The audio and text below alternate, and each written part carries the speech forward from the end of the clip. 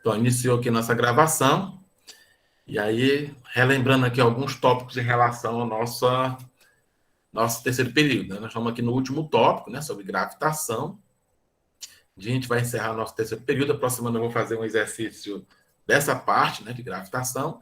E aí a gente vai fazer a nossa avaliação bimestral. E aí a gente fecha o terceiro período, tá bom?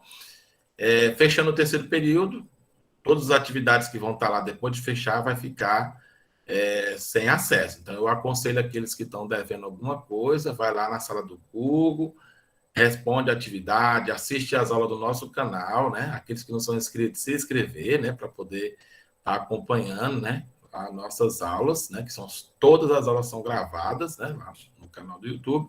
E aí vocês podem estar acompanhando qualquer coisa para vocês não terem muita dificuldade. Beleza, pessoal? Então, alguém tem alguma dúvida em relação do que a gente vai fazer hoje, que queira saber? Porque aí a gente já vai começar aqui. Pode perguntar, sem problema nenhum, pode interromper. Lembrando que tem que ligar o áudio, viu? Porque a gente não vai ter acesso, eu não vou ter acesso ao chat quando eu coloco aqui para apresentar a tela, tá bom? Vou botar aqui para vocês me dizerem se estão vendo a tela aí ou não. Aí vocês me falam aí. Alguém liga o microfone e me fala. Estão vendo aí na tela? Sim. Tá, beleza. Valeu, meu Deus. Qualquer coisa vocês podem perguntar, certo? É um assunto diferente, né? Vamos falar um pouquinho aí da gravitação, né? Lembrando que a gravitação ela tem dois tópicos importantes. A primeira parte está relacionada às leis de Kepler, né? E a segunda parte, a gravitação de Newton, né? As duas falam basicamente da mesma coisa, que são as interações interestelar, né? Que a gente fala, ou do espaço, né? Então, eles pegaram os dois, estudaram bastante isso aí, né? O Kepler elaborou as suas famosas 3 leis de Kepler, né? Relacionando aí alguns tópicos para corpos planetários, e o Isaac Newton, né? Elaborou aí a lei da gravitação universal de Newton, né? Que é da interação de forças entre corpos celestes, né? As duas coisas falam dessas interações, né? Um fala um pouco mais da parte de movimento e o outro fala da ação do movimento que está relacionada à força, certo? Então, nós temos aí umas gifzinhas aí do planeta aí girando, planeta Terra, né? Para quem não sabe, né? Que tem gente que nem acredita nisso, né? Acha que a Terra está parada, né? Então, mas em termos referenciais, a Terra se move, né? Numa velocidade constante, né? Um movimento rotacional aí de aproximadamente 1.200 km por segundo, né? Então, é bem rápido em termos terrestres, né? Isso é uma velocidade razoável, né? Mas por que nós não sentimos? Porque realmente nós não sentimos velocidade, a gente sente a mudança da velocidade. Nós sentimos a aceleração, força, né? Por assim dizer, tá bom? E a nossa localização, né, no espaço, em termos galácticos, né? Nós ficamos na ponta da Via Láctea, né? Fica mais ou menos aqui, numa dessas extremidades aqui da espiral, né? E aí a gente fica girando, né, em torno de um eixo central, né, do centro da galáxia. Então, a gente não é nem o centro da galáxia, né? A gente vai falar daqui a pouco dessas questões de referenciais, né? Que o homem achava que era o centro do universo. Depois vimos que nós não era o centro nem do nosso sistema solar, viu? Para vocês terem ideia. Então, nosso assunto aí, gravitação. Né? Então, um pouquinho aí que nós vamos contar um pouquinho da história, né? Um pouquinho da história, né? Dos nossos famosos modelos, né? Que foram trabalhados ao longo, né?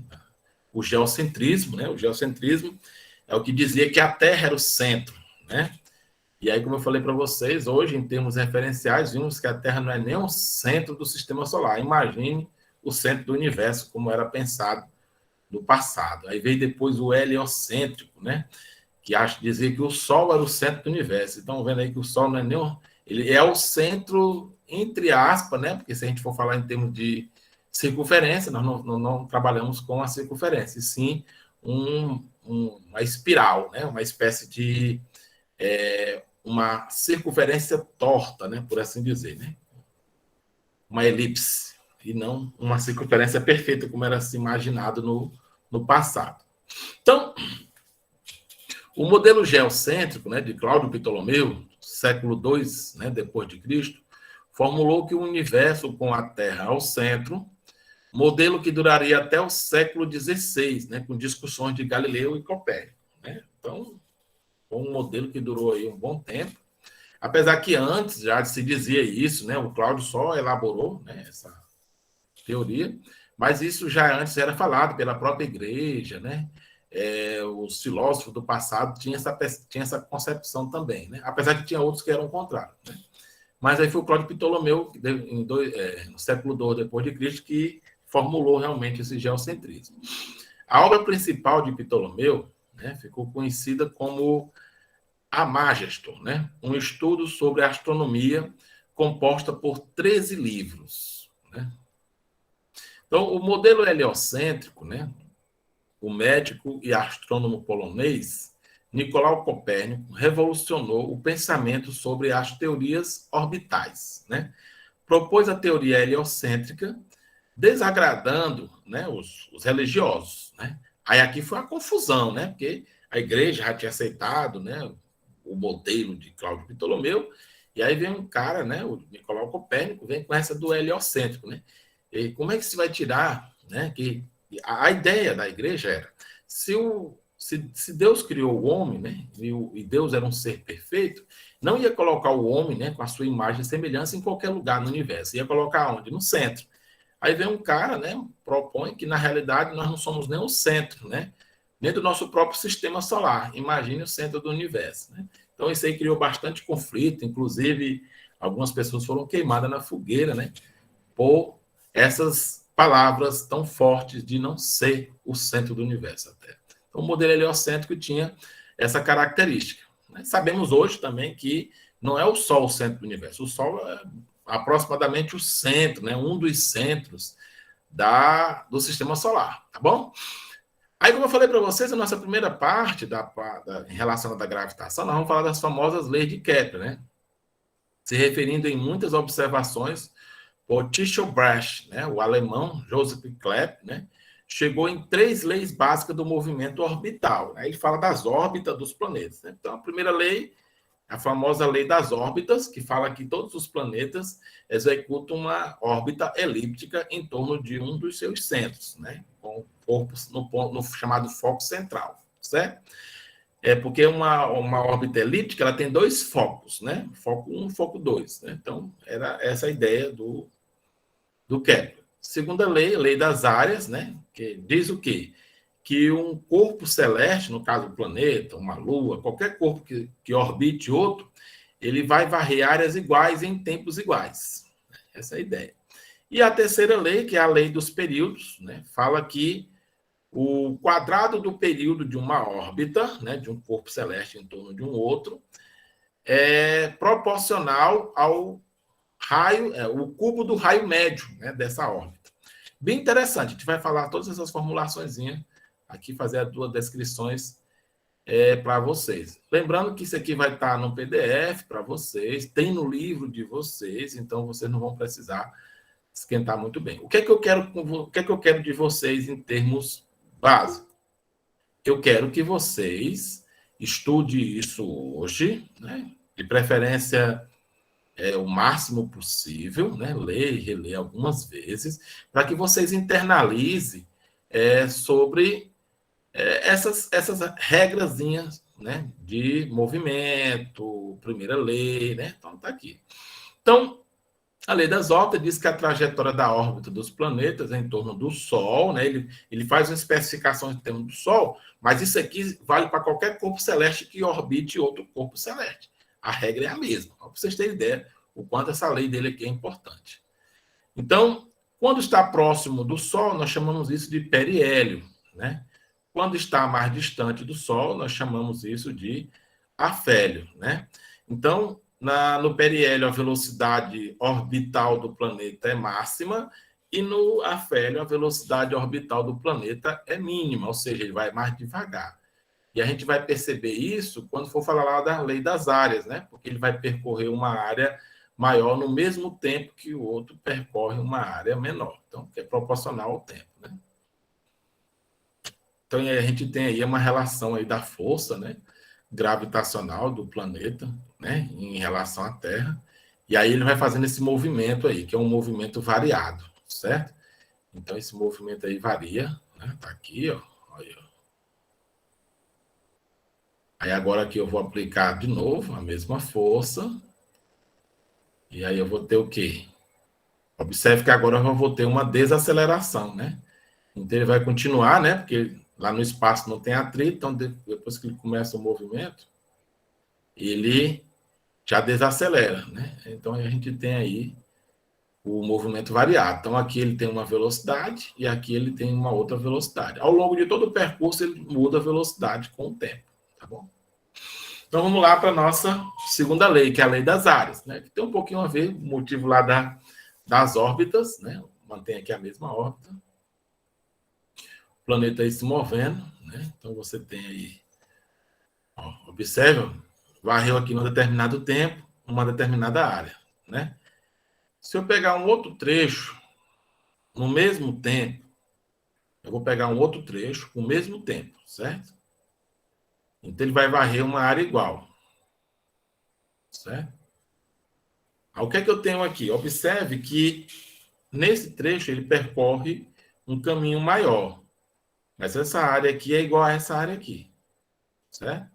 A área é igual, porque ele varre áreas iguais em tempos iguais. Então, com essa proporcionalidade, né, eu sabendo disso, eu pego aqui o que eu chamo de velocidade areolar, né? Então, a velocidade areolar dele é constante, né? Porque ele varre áreas iguais em tempos iguais. E isso me dá uma situação onde eu posso exatamente explicar por que a velocidade tangencial, a velocidade orbital aqui é maior do que aqui. Porque aqui eu vou fazer um caminho menor do que esse no mesmo tempo. Então, eu vou ter aí exatamente a minha jogada da velocidade orbital. Na terceira lei, né, a lei dos períodos, é aquilo que eu falei para vocês, né, o quadrado dos períodos, né, de translação dos planetas em torno do Sol são proporcional aos cubos dos raios médios das suas órbitas, né? Então, aqui eu tenho o quê? Essa relação aqui, né? E aí ela é igual a uma constante, né? Que é a constante de proporcionalidade. Então, o que é o raio médio da órbita? O raio médio da órbita, né? Se você pegar aqui, você pega a órbita e você vai dividir aqui no meio, né? Você tem aqui os dois focos, como eu falei para vocês, né? Toda elipse tem dois focos. Então, você vai dividir no meio essa órbita aqui, né? Do afélio e periélio. Então, você vai cortar aqui, ó. Aqui é do foco 1 e em relação ao foco 2, certo? Então, você tem aqui a distância mínima e a distância máxima em relação ao foco onde se encontra o corpo celeste. O foco 2 não tem nada, certo? Então, quando você fizer isso aí, você divide por 2, aí você vai ter o raio médio, né? O raio médio vai ficar mais ou menos no meio aqui da órbita, né? Aí vai se chamar o raio médio, né? Ele chama aqui, ó, chama de R, vai ser a distância mínima mais a distância máxima e dividido por 2. Então, vai dar aproximadamente no meio, tá bom? É só isso. Aí eu coloquei aqui para vocês uma ideia do sistema solar. Por quê? Muita gente ainda hoje coloca na sequência, inclusive alguns autores de material, coloca ainda o planeta Terra, né? O planeta Terra não, o planeta Plutão, como sendo ainda um dos componentes do sistema solar. Não se compõe mais como planeta, né? Plutão não é mais um dos planetas, ele é um planetóide, né? Como outros que tem aí. Então, o que é que nós temos no sistema solar? Nós temos o Sol, né? E orbitando ao redor dele, né? Além dos próprios planetas, um cinturão de asteroides, né? E aí aqui nós temos a sequência de planetas, né? Então, nós temos aqui o Mercúrio, Vênus, a Terra, aí nós temos Marte, nós temos Júpiter, Saturno, Urano, Netuno, né? O Netuno é o que fica mais distante, né? O que fica mais distante do Sol, né? Atualmente, né? Antes era Plutão, mas não está mais na contagem. Plutão, ele é um planetóide, né? Equivalente ao cinturão de asteroide, né? Que orbita aqui. E aí nós falamos sempre sobre isso, né? Da segurança que nós vivemos, né? Nós temos a nossa segurança planetária, graças a esse cinturão de asteroide, né? A gravitação do Sol e a gravitação de Júpiter, né? Que são aproximadamente equivalentes, né?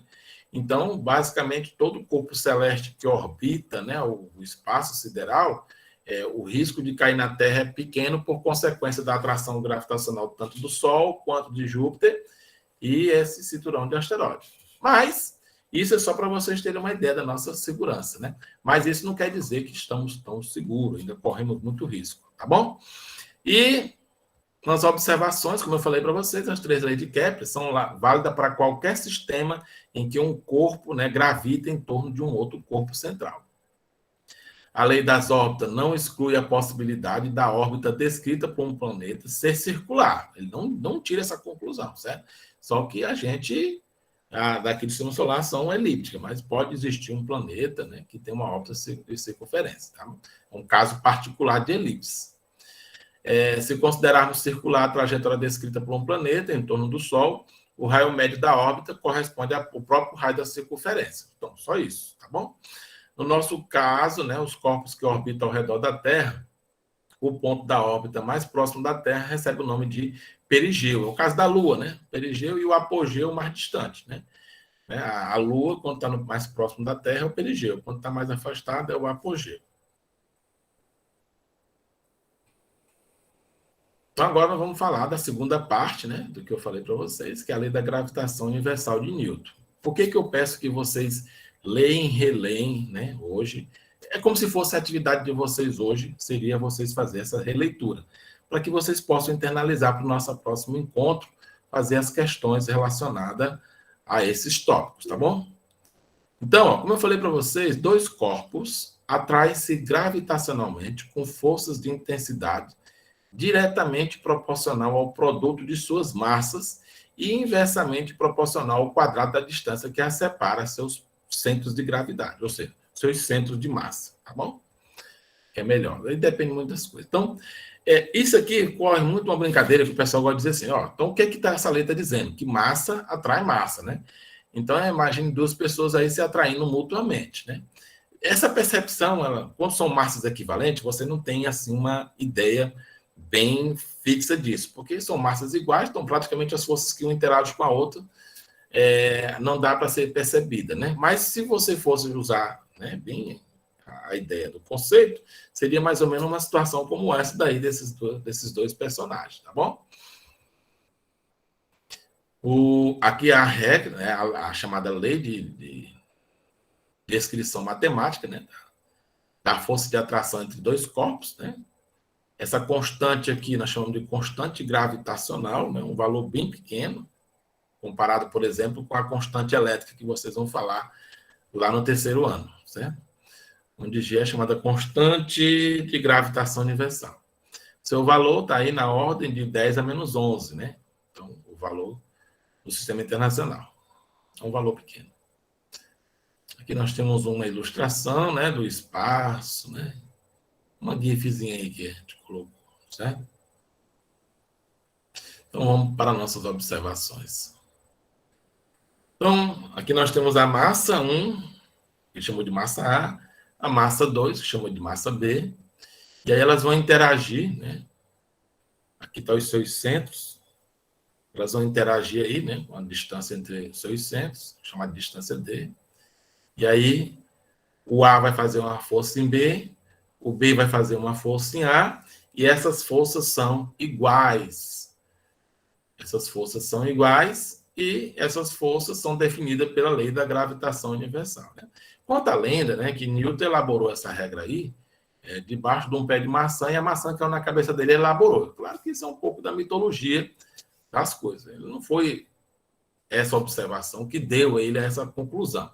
A ideia da maçã é só para referenciar o histórico, né? Porque ele já vinha estudando isso aí há muito tempo. Só para vocês terem ideia. Então, a intensidade do campo, né? Essa intensidade do campo aqui, né? Chamada de campo gravitacional, que vai ser definido pela famosa gravidade, né? Então, se a gente pegar aí que essa força gravitacional é o próprio peso, então você pegar aí, ó, faz a relação entre as massas e o peso, cancela aí as massas, então você vai ter aí uma eliminação, você vai ter que a gravidade vai ser proporcional à massa do corpo celeste, né, pelo seu raio ao quadrado, né, o seu raio de ação, né?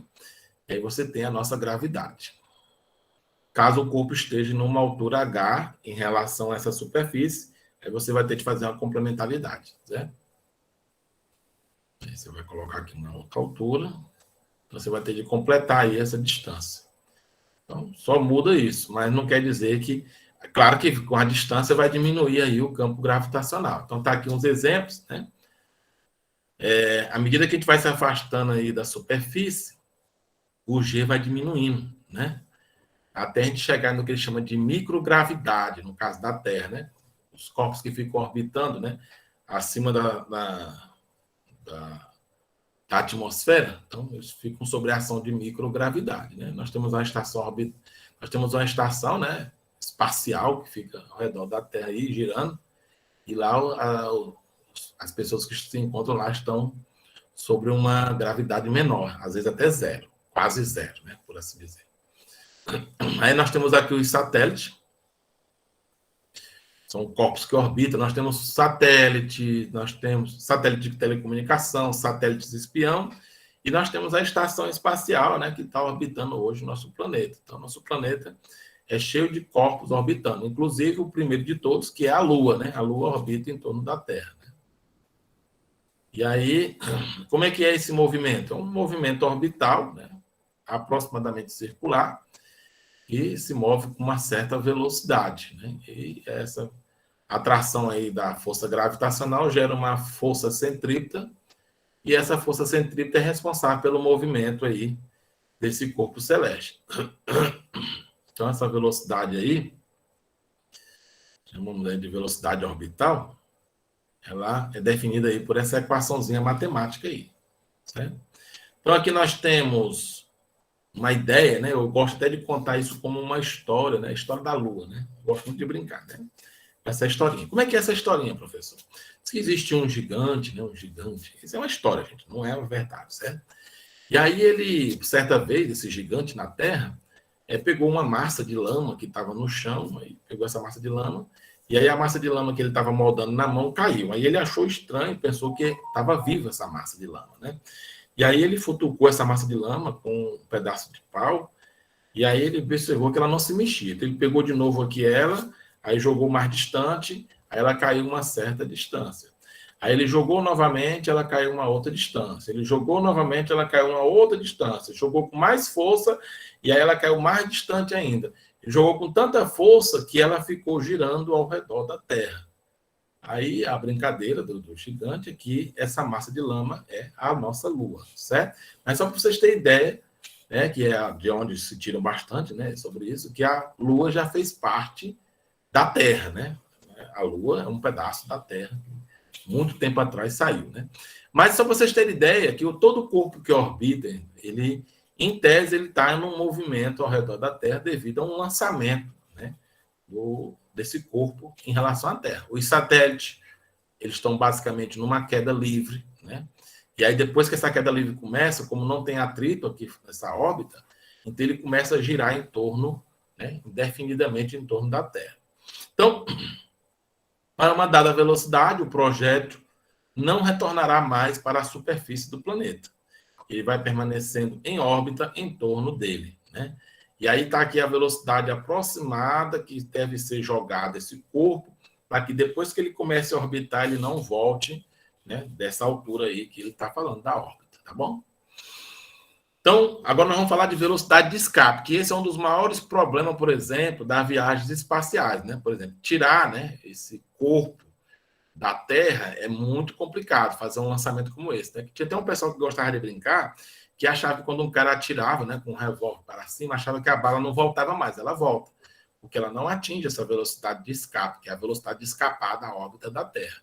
Todo corpo que sobe, uma hora desce, certo?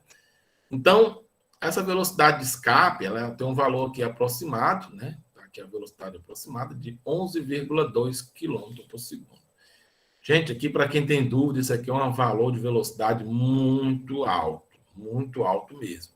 Nós não temos nenhum equipamento assim de disparo que atinja essa velocidade. Então, esquece essa história de um revólver atirar para cima e a bala ir para o espaço. Não vai. Ela vai voltar e vai atingir alguém, por favor. Não vão estar brincando com isso, tá bom? Então, se for menor do que esses 8, ela vai retornar à Terra, certo? Se for maior do que 11,2, ela sai da órbita da Terra. Vai embora.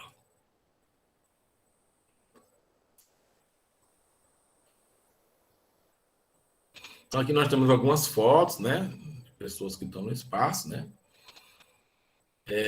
Então, tá aqui, ó. Empoderabilidade no interior do satélite, né? A ausência aparente de peso dentro de um satélite faz com que os corpos flutuem, não querendo, entretanto, significar que a força gravitacional seja nula, certo?